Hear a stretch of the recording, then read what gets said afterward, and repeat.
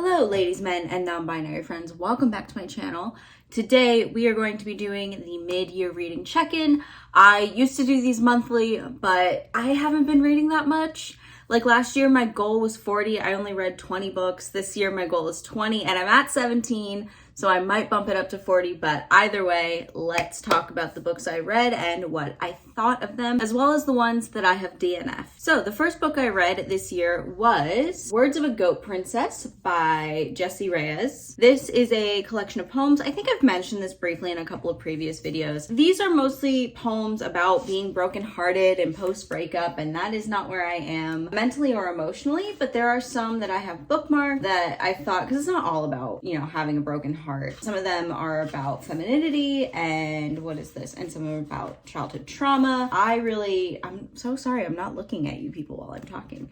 You lovely people, but I really like the artwork in here. I love when books are illustrated. I think that more books should be illustrated to go along with their stories. So I love this. I do highly recommend it. Jessie Reyes is apparently a Grammy-winning artist. I have no idea who she is. My bad. And I haven't cared to look her up and listen to her music, but I like her poetry, so maybe I would like her lyrics. The next book I read was The Vanishing Half by Britt Bennett. If you've been following me since 2021, you'll know when I bought this, and it has been sitting on my shelf. It took me 3 years to get to, and when I finally read it, I'm so glad I did. It is about a set of twins who are white passing, and in the 1950s, the story takes place from the 50s to the late 80s, early 90s. Or I'm sorry, it's actually the 40s to the late 80s, early 90s. So about 40 to 50 years.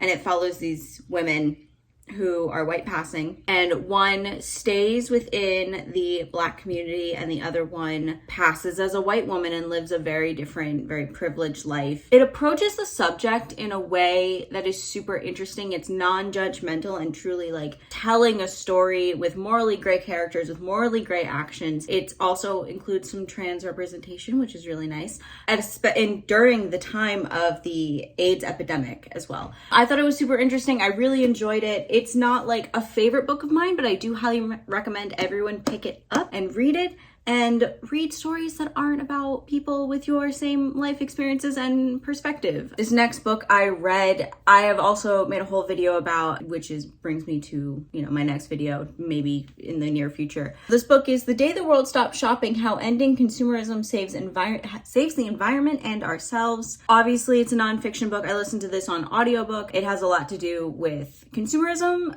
but consumerism as oh, if you consume less, it's a form of, rebellion from capitalism. It doesn't place the whole blame on the people of the world and consumers. It also talks a lot about how it's not just us, it's these corporations and how we're kind of set up to fail, and ways to enact change in small ways that make a huge difference. It really inspired me to think about my consumption habits, and I recommend it for everyone. Next, you guys are gonna roll your eyes, and I'm rolling my eyes at myself. Hold on, let me grab this stack because we're gonna make it one. I read these again. I listened to them on audiobook. I listened to them at double time speed, so it wasn't like I was going through them with a fine tooth comb or anything. It was just, I wanted it to be springtime, and so I went to the spring court and then subsequently the night court. So if you're wondering what's in here, I actually pressed a flower in here. I hope that it's fine and not gross. Where is it? It was a rose, now it's just yellow and smushed, but it's pretty. I pressed it in the scene where Tamlin and Feyre are talking about the rose bushes that are in the spring court. Editing Olivia here. I did not, in fact, put it in the scene where Feyre and Tamlin are talking about the rose bushes that his father got for his mother. It's actually the scene where Lucien calls out Feyre and Tamlin and is like, if I promise you the world, will you give me a kiss too? Lucien is the best character besides Nesta. I do actually really like the first one, even though Tamlin's a bitch. And the more I read these books, the more I am faced with the fact that no, they're not well written, but I do always enjoy them, and they do always inspire me to keep reading and read better books. But that doesn't mean I enjoy them any less just because I have a lot of critiques of them. So this, however, this is the best one and the messiest one all at the same time. The plot is a mess. There's a weird Breaking Dawn plot line in it with Feyre and Rhys. But Cassian and Nesta, it's a shame that her two most prevalent characters had to suffer such character assassination for the other two to thrive. But I really, really, really, really, really like Nesta and Cassian. So I always love this one. But you have to get through the other 4 to get to this one, or else it won't make a lick of sense. And even then, it barely makes a lick of sense. Next, I listened to another audiobook. This one I actually made a whole review on my Instagram. I think I also put it up on here. It's like 60 seconds, maybe a minute and a half. And that is, let me get this. This is a long title. This is the Pete Wentz effect, if you will. This is Where Are Your Boys Tonight? The Oral History of Emo's Mainstream Explosion from 1999 to 2008. The thing about oral histories is that they are just block quote, block quote, block quote, block quote, and you as the reader have to kind of parse together the story, which is a great mental experiment. However, when chronicling the historic, I'm going to call it historic, pop culture historic events of this era, I think it's important that we have much more hindsight when discussing it, and there was very little voice and critique of this time. You can praise it. It's my favorite time. It's very easy to do that. And there is a lot to praise because it was one of the final grassroots to mainstream popularity music movements that we've seen in a really long time, or at least within the last 20 years, which is the time that you should start historicizing things. Don't do it sooner than that, because then you don't really have this space to see the effect.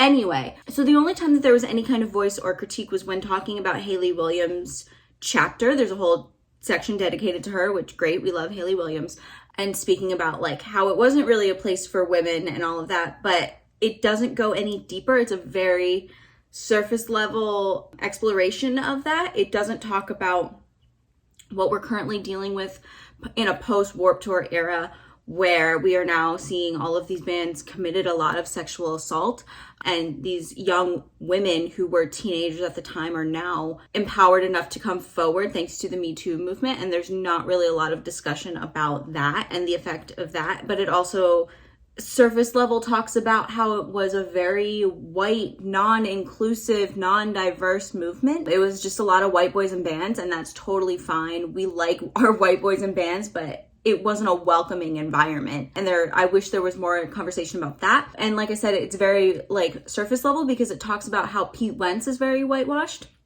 For those of you who don't know, Pete Wentz's mother is Black. And Pete Wentz himself has always been very vocal about this stuff, but it does get really swept under the rug when you talk about the movement as a whole. But whether you like Fall Out Boy or not, they are one of the 4 corners of the emo movement. I'll talk about the positives. I love that they went all the way back to the 90s, because that truly is when that underground post-hardcore scene really kicked off. I like that they covered the entire country from New Jersey to California and how it truly is a suburban sound.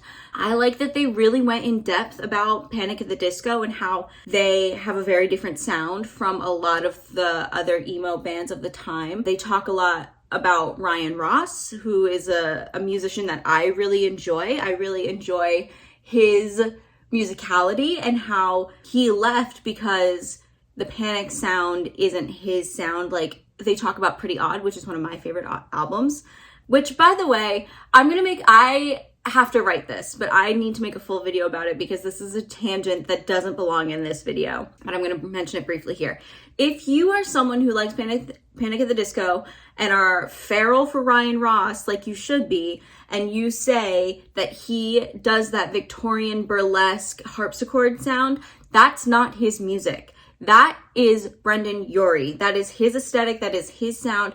That is something that he has really honed. He didn't maintain that, but Brendan Urie is neither here nor there. When talking about Ryan Ross, I want you to look to the Beatles because that's where his sound comes from, particularly from Revolver to Magical Mystery Tour. And I would even say that like into the White Album or even Let It Be, like that very late Beatles sound, especially when it comes to his current band, which hasn't released an album in over 10 years, The Young Vanes. That's Ryan Ross's sound, is very 60s inspired, which is probably why I like it so much, because everything I do is just a little bit 60s inspired. Rant over. I do highly recommend you check it out. I can't wait to see more books that come out that historicize this moment in time, because it's something that was so formative for me. And it's something I look at with rose-colored glasses, but I'm also willing to acknowledge the good and the bad. So I want to see another book acknowledge the bad. I know Joe Troman, who is the lead guitarist or one of the guitarists in Fall Out Boy, he wrote an autobiography, so I might pick that up soon. So I'm curious to see what he says. But that's much more about him as a person instead of like the whole emo pop punk movement of the time. Happy Place by Emily Henry. I picked this up last year. I DNF'd it last year. I finally finished it this year, and it is disappointing. I do not like this book. I think Second Chance Romance is meh. I didn't find the relationship between Wynn and what is her name? What is the girl's name? Harriet? Bad name. Wynn and Harriet, I didn't find that to be very believable. I thought Wynn was an asshole, and I thought Harriet was boring, and like she used to bring in such nuance to her stories, and now this is very like run-of-the-mill. I'm trying to sell books, I'm trying to get a movie deal, which they are making a movie into Beach Read, which is a great fucking book. I'm so glad that they're doing that, and that's worthy of a movie. This is just, I'm fulfilling a contract. I really didn't feel anything about it. It really turned me off to her latest one, Funny Story, which someone told me the ending of, which is just too on the nose, and I'm sorry, and Emily Henry, which is such a shame because, like I said before, this is signed. Like, I went out of my way because I loved her writing so much. I got it signed, I paid extra, but I really just do not like this book. That's a shame because I think her covers, like, I feel like she could be so quintessential, but she doesn't. She's lost a lot of what made her writing interesting. So, womp womp. Next up, I read all 3 Crescent City books. Oh God. No, I lost everything. Where'd it go? Okay.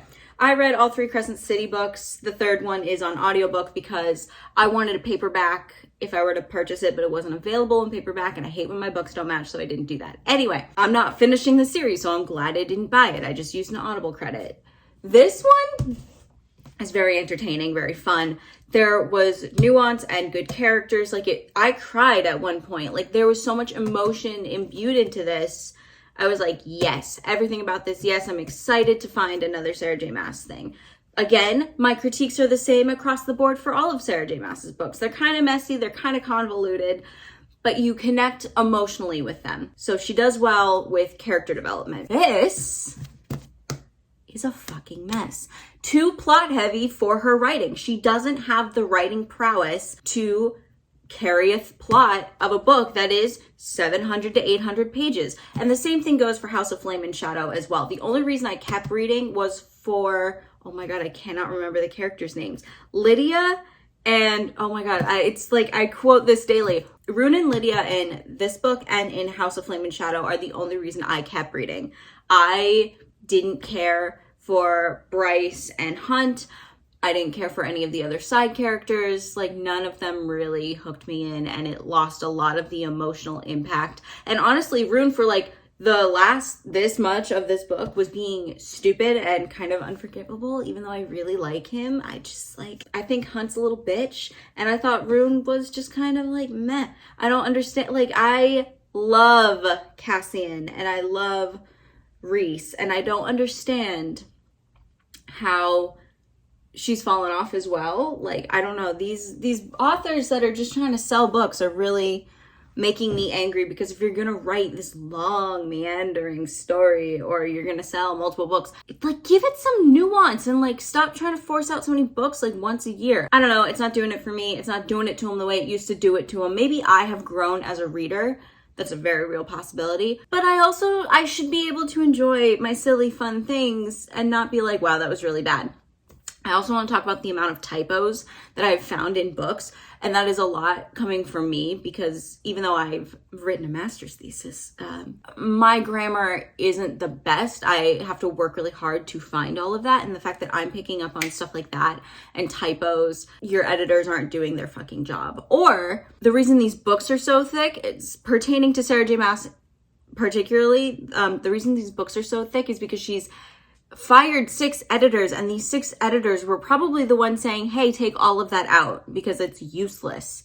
So That's what editors are for. You should listen to them and also make sure that the editors you do have know their spelling and grammar. Okay, thank you. Also, don't push out books once a year. You don't need to do that. Maybe every 3 years, and I'd be super excited. So I went back because I was so disappointed by Emily Henry's book, Happy Place, and I went back to my favorite Emily Henry book, which is Book Lovers. And I regret reading it again because it didn't hit the same. Well, here's the thing.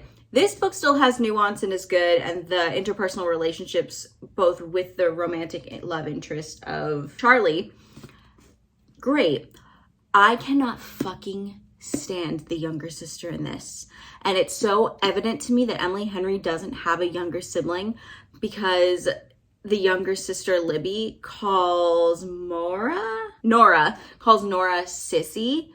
I wanted to punch Libby in the face every time she was on the page. And I was like, I would just leave her in the dust. Like, so annoying, couldn't stomach it. Again, I like Nora, I like Charlie. I would revisit that for these two specifically, but my God, was the sibling relationship not it. It was so fake and so forced. Ugh, hated it. This is a very negative video, but I haven't read things that make me say, yes, that is a book, that is a story. The next book, so I have to admit something to you now because I have to justify, I shouldn't have to justify me picking up this book, but I'm going to anyway. So in the year 2012, I discovered some British YouTubers, and they are not the British YouTubers you think that they are. No, this is not Zoella. This is not Sprinkle of Glitter, Louise. This is not any of them. This is Dan and Phil. And I love Dan and Phil. I will love Dan and Phil until the day I die because they make fun, wholesome content, okay? These videos, they're relatable, they're funny. I love the gaming channel and I will support them in just about everything they do. I don't foresee me going to see them on tour. I don't foresee me buying like any of their like YouTube rebooks. I never did when they did Dan and Phil Go Outside and The Amazing Book Is Not on Fire. I don't care for any of that. But Dan Howell wrote You Will Get Through This Night, and I listened to the audiobook. It's a mental health book. My mental health has been in the gutter while writing my thesis. I feel a little bit better and like I'm getting things back to normal, but I'm still kind of in it and recovering from that. So I thought I would read it. It's well written. It's very dry, bare bones. And this is not a mark against Dan because he put in the work to have his suggestions checked by a mental health professional. That's fine. It was just it felt like a checklist to me, and like, I don't know, it felt like stuff I had all heard before, and it's not like, they weren't platitudes, thank God, because I hate that shit. But I don't, it just like, it didn't inspire me in any way. The one that I liked the best was actually, in the audiobook specifically, there are little like activities to do where you actually have to like force yourself to do them to like get you to practice what good mental health practices look like. I like that. That's really good. And the one I like the best is the one where it's like, for me, someone with ADHD who gets stuck in that executive dysfunction, like paralysis of it, where it's like, okay, you have 5 minutes, just do something for 5 minutes and then you've started it and you can keep going. That one was great. I totally needed that, used it to my, to my benefit, which is the whole point of the book, because I didn't need it as a whole. Doesn't make it a bad book. I actually would recommend this to someone who's really struggling and doesn't want to hear it from me, but wants to hear it from like some silly British guy. And at the end of the book, I got the newest version with all the extra content that he has put on the end for like special edition. So I got him doing ASMR, I got bloopers, I got like little like soundscapes, I got a sleep thingy. The audiobook is great. I would recommend it if you need it. On to the last book I read. This is an audiobook. This is a monster romance, and Lord knows I love monster romance. This is Radiance by Grace Draven. It is simple, predictable, not tropey though. Monster romance. What can I say? They're two different species and they fall in love, and the writing is nice and the chemistry is well written, and the relationship is believable, and it's, it deals with like a little bit of unconscious bias, or even just like misconceptions about people who are other to you. It was great. There's a whole series. I don't foresee myself reading the whole series, but if you're like me, who is truly on the Beauty and the Beast to Gargoyles to Twilight to now I'm a heavy monster romance reader pipeline, you will enjoy it. But even if you're not, I think it would be a good introduction to the genre, outside of like the animated or the kiddie stuff that we read when we were younger. That it's really just fun. And I read it, it's a 9-hour audiobook, and if you're like me and put your audiobooks at 1.2 speed the first time you read something because you want it to go faster, you'll get it done quickly. I do recommend it. It was fun. Okay, and now to the books I have DNF'd this year. First and foremost, we have Red Queen by Victoria Aveyard. I wanted to read something by Victoria Aveyard for a couple of reasons. I followed her on TikTok when I had it. I got rid of it because my algorithm just wasn't it. But anyway, I used to follow her on TikTok. She's also from Massachusetts, so you know me, always down to support another Massachusetts gal. The thing about me is that I have outgrown YA stories of taking down the bad government because it's for younger audiences. It's an introduction to all of the social awareness that you want to instill in a young person. I don't think this is a bad book. I just think that it was too young for me. So I won't finish the book. I won't finish the series. I don't even think I'll read another Victoria Aveyard book until she puts out an adult book. It's just about like us versus them, and us versus the government, and I'm like, give me one that I can sink my teeth into. I do have The Hunger Games on my shelf because I didn't read it as a teenager, but I know that that one is imbued with the nuance and the